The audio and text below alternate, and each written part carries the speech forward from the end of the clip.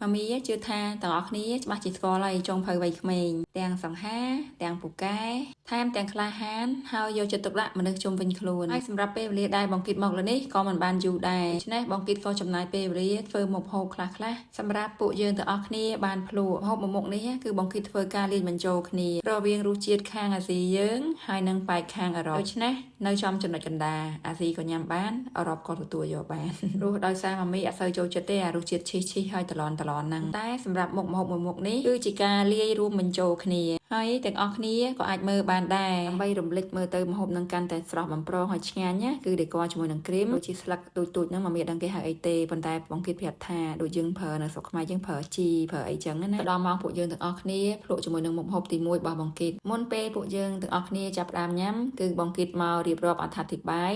ថានៅក្នុងមុខម្ហូបមួយចានហ្នឹងមានជាមួយនឹងការលាយបញ្ចូលអ្វីខ្លះសិនជាទាំងអស់គ្នាចង់ដឹងមុខម្ហូបទី2របស់បងគីតថាគឺជាអ្វីកុំភ្លេចតាមដាននៅវីដេអូបន្ត